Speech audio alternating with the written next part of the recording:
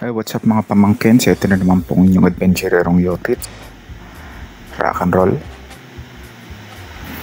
So for today's video, next up para sa ating DXF, the Grand Line Series or GLS Egghead Island Arc series, meron tayo ritong figure ni Kaku, isa sa mga members ng CP0 or Cypher Paul Aegis. Dati siyang CP9 kasama ni Roblucci. So huwag na natin patagalin, buksan na natin itong malupitang figure na to. Rock and roll.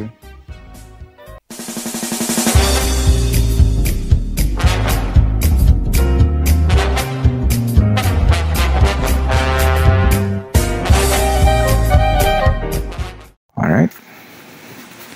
So as I'm saying earlier, si Kaku. So familiar na tayo rito sa character na to.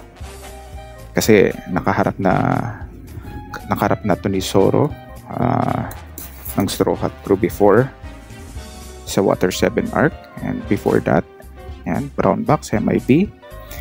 And if you notice, this is sa series na to, this is the first time na nag-feature tayo ng PO.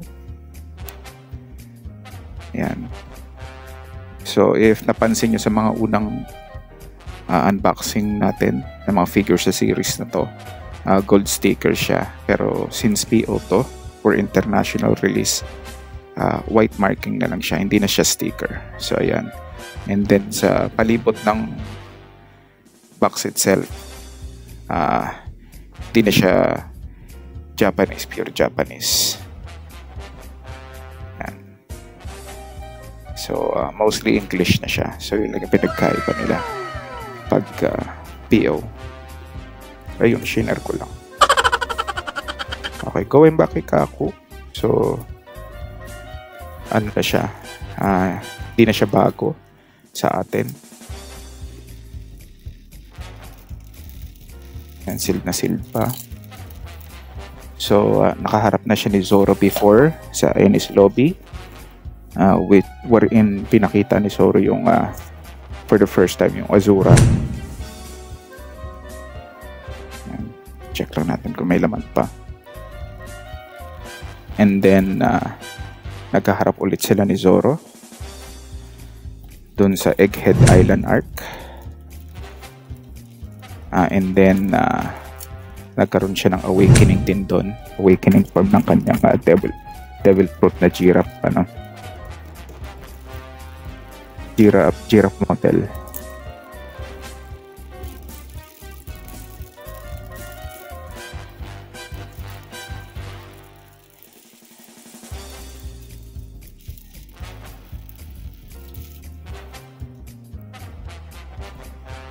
Okay, authenticity check, syempre hindi mawawala. Yan. Then additional marking sa figure. Yan, nasa loob siya.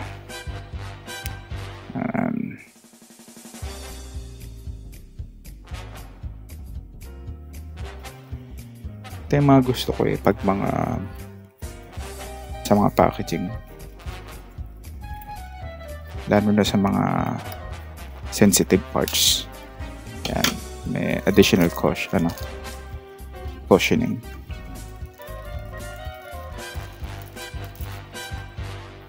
Ulo ni Kaku.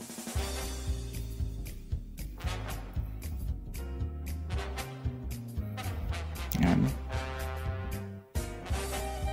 Kanyang iconic na ilong, parang Usopp.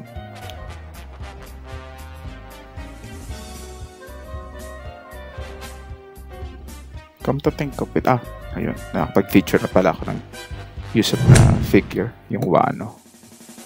Actually, meron akong sailing again. So, I'll feature it later on.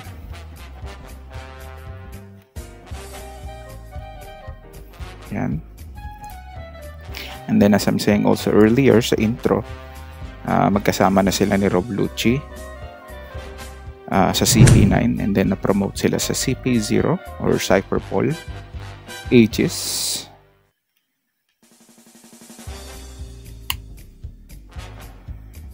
Alright, there you go. So let's go ahead and take a closer look here kay Kako. Ayan. Kanyang iconic na square na long nose.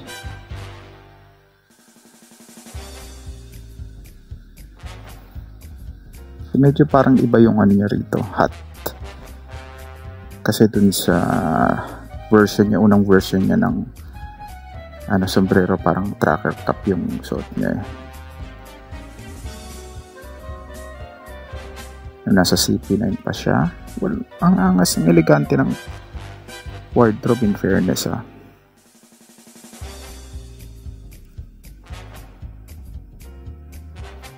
elegante.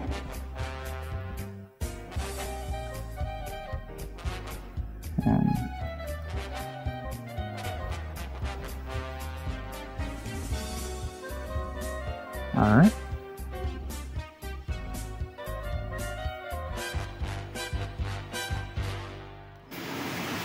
Siyempre, hindi mawawala.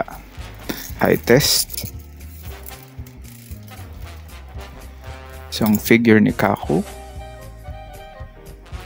is at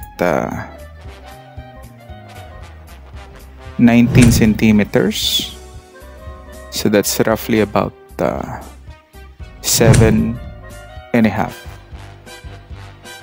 in inches. Okay? Bago tayo magpatuloy sa video na ito, huwag kakalimutang mag-like, pindutin lang ang thumbs up icon sa baba, at syempre mag-subscribe. Pindutin na din ang bell para hindi kayo maunahan ng mga marites. At kung sobrang nag-enjoy o meron kayong gustong isuggest, please leave a comment below. On to the show. Rock and roll. And there you have it. DXF, the Grand Line Series or GLS, Egghead Island Arc, Kako. Let's roll the montage. Rock and roll.